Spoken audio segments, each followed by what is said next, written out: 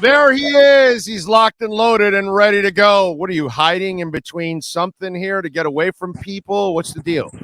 I'm at practice. Can you hear me okay, by the way? Oh, yeah. We got you. Go ahead. I'm at practice. We are not allowed to shoot practice. So I will stand here in front of a railing and we will talk, and then I will not get in trouble, which is really good. No, it's good. It's good. Ann, who runs the show here for the Dolphins, she'll tell you right away. Now, I don't want to see any practice on social media because then Ann is going to crush you completely. Whatever Ann tells me, I listen to her. No doubt. Yes, and you better listen to Ann Norland, okay? She will kick your ass if you don't listen to her. Plus, she always looks so slick with those glasses. She always has like really cool shades. You ever notice that? I mean, she's rocking them today. Yeah, well, looks extremely cool, much cooler than I usually look. So that's good. Yeah. Oh, yeah, much cooler than all of us. That's just the way she rolls. All right. So, by the way, some of the negative Nellies are all worried about it. How's Tua looking? Talk to me. Looking pretty good, I thought. I mean, it's tough to tell. It's a quick snapshot, and we're kind of on TV, kind of doing stuff as well. But I think it looks pretty good. Made a couple deep throws, a couple really nice throws, getting rid of the ball quick. And it's an intense. It's a lot of ones versus ones, and you're kind of seeing, I think, what you hope, which is him putting the ball in the hands of the playmakers with a defense that is really intent on stopping him. So I would say the early returns, at least from what I'm seeing, pretty positive. Listen, I'm the president of Tuanon, so I'm not a guy that's ever been worried about Tua. To me, it's the stuff around him that's been an absolute disaster, and I think that Mike McDaniel and company are going to fix that. But in order for McDaniel to work his magic, and Tyreek and Waddle and Mostert and all these guys, it's those five guys up front. What are you seeing from the Dolphin offensive line? Because, hey, man, I watched it 2 years ago in Kansas City, some guy named Pat Mahomes, and he was on his butt the entire time in the Super Bowl, and he took a beating against that Bucs defense. And it shows you, no matter how good you are, if those five guys aren't great and aren't getting the job done, it's not going to happen for Tua and everybody else. How is the offensive line for the Miami Dolphins doing? I think it's looked fine. It's not perfect, but what you sort of look for in some of these practices is, you look for plays that have really no chance, right? And so what I have not seen is plays where the quarterback drops back, everyone's covered, or he's getting sacked, and he throws the ball into the ground. You haven't seen that. Whereas, you talk to people who are, say in New England, it sounds like you hear that a lot. It looks like a well-functioning offense. The other thing is, I would say the run game, and we saw plenty of, runs at the first defense. It looks fast, man. It all looks fast, and I think if you're the Dolphins, this was sort of the goal, to make sure that speed and quickness is sort of what you feature in the run game. I'm definitely seeing that, especially out here today. Are you seeing anything from some of the secondary guys that are not named Xavier Howard? That's really what's tough to tell. I mean, Xavier Howard, I believe he got a nice stiff arm from Julio Jones earlier today, which is always fun. Julio's actually looked really nice in practice for the Bucs. But, part of the problem is guys are covering tightly, but they're not tackling. So I think what happens during joint practices is a lot of times the staffs are really just trying to avoid anyone getting hurt. So you haven't seen a lot of contact down the field. What you'll see is guys in good position, but maybe not guys making plays on the ball because they don't want to injure someone else, I'm with you there. Ian Rapoport joining us, as always, redrecover.com. By the way, you can go there and get 10% off. Use our code Big O. So if you have any pain in your shoulders, neck, back, ankles, knees, man, no side effects. It's all natural. It's great for everybody, adults, kids, and even your dogs too. I'm using it for my dog's back hips. You know what I mean? Because they, as they get older, dogs develop some hip issues. That's so true. Go to redrecover.com, man, so you can help out everyone in the family, and very affordable. By the way, you mentioned the Patriots, and I got to tell you something. When I hear that Matt Patricia switching over to offensive coordinator, that sounds very loosey-goosey, like it's something that's simple, and this is a guy that's been a defensive coordinator for a long, long time.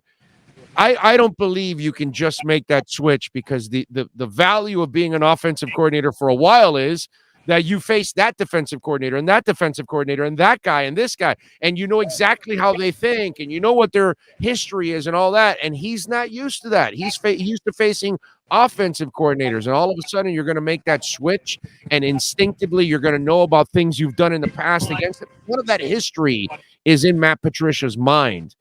I have and then when I hear about all the dysfunction that's going on, it makes all the sense in the world to me that there would be dysfunction. So how much are Yeah, you believing this? I would say I would hold the phone a little bit on Matt Patricia being the offensive coordinator. And I know some people have reported it, and I know he's reading plays into a headset at practice. I know the Patriots. I covered them for 3 years. I've covered them from a national sense for like 10 years. What you see is not always what you get. Right. Now, first of all, I would expect Bill Belichick to be extremely heavy-handed. In the play calling. He's the puppeteer. You're saying What's he's that? puppeteering. He's puppeteering the whole thing. Yeah, I mean, I would say he's definitely going to be involved. Now, will he be the one calling plays? Honestly, maybe. He's Bill Belichick. He could definitely do it. I know Joe Judge is heavily involved in the quarterbacks. So when you have someone who's involved like that in the quarterbacks, generally, I just got a text that the Bucs' new center is down with an injury. That's not great. Oh, the guy that's filling in for Ryan Jensen. Yeah, that's not good. Yeah. But anyway, I would say that, I would kind of hold the phone on who's doing what offensive responsibilities, because I would expect Joe Judge, who now handles the quarterback, to be heavily involved as well. I'm with you there. By the way, Watson, were you surprised at how hard and public the commissioner went after this? And it looks like reports say he's aiming for a 1-year suspension. But were you surprised at how honest Goodell was about this whole thing, and how much he really maybe wants to go after this case? Yeah, I mean, I was definitely surprised. I did not. He was asked the question in public, so like, what are you going to say? But he came out pretty hard publicly and said that they believe a year suspension. Now, is there? What I'd be curious about is how much of this affects settlement talks, because I don't think either party wants to see Deshaun Watson take him to federal court to have this be the story of the season. So, is there a settlement somewhere in there? It's not going to be 6 games. But is 10 games enough? Is 12 games? Is it 10 with a fine? Roger Goodell coming out so hard and saying that they're going to seek a year. Is that something that Deshaun Watson and his people can look and say, like, okay, like, it's going to be a year, we better settle? I think that's sort of one of the big questions going forward. Is the league concerned about the PR effects of this? Because as we spoke last week about this, they have not handled cases against women very well. It's been very poorly handled over the years. And at one point or another, you got to kind of draw the line in the sand and maybe you make someone an example. I kind of get the feeling that maybe that's where the tide is turning here. And this will be the example and the message that's going to be sent. Kind of like what they did with the receiver that was gambling. What's his name? Yeah, Calvin Ridley, yeah. Yeah, they wasted no time, and they sent a strong-ass message on that. I'm wondering if that's what they're trying to do here because of past failures. Well, I think public opinion is always important in the NFL. It's Roger Goodell and the people, high up. And, when the 6 games was announced or reported, the reaction was swift and vociferous. It was extremely loud. And, I think that's something the NFL paid attention to, and it's not the only reason why they, appealed, but certainly it was part of it. You do not want a situation like where Ray Rice, where you suspend him 2 games and then, the public reacts in a way and you have to go back and kind of redo everything. So public opinion does matter. Public relations does matter. I think it's all part of it with Deshaun Watson in the NFL. All right, one more thing before I let you go. Let's have a little fun with this. Does it sound good, the Seattle Dolphins, to you? Seattle Dolphins. What's that? Seattle Dolphins. How's that sound to you out west? The Seattle Dolphins. Seems kind of weird. No. Because if you're going to start Geno Smith, you're basically trying to start Josh Rosen. So you're basically trying to tank. I mean, when I hear Geno Smith is the guy, I mean, hey, listen, he's our guy. He's our South Florida guy. He's a Red Raider, okay?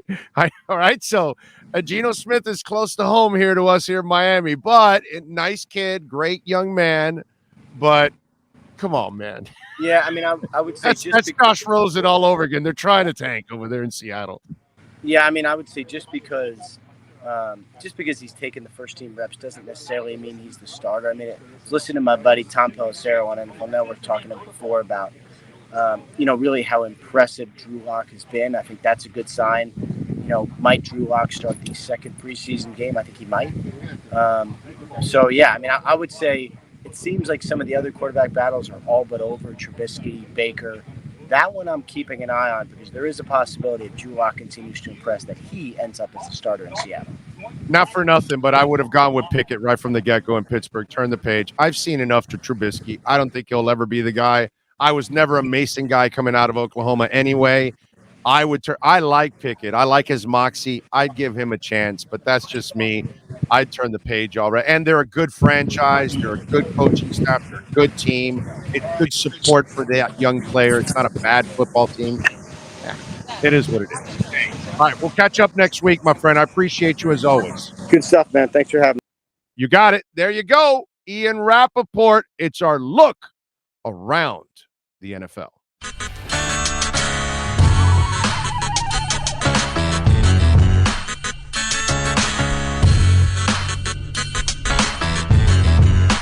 This is the Big O Show. This is the Big O Show.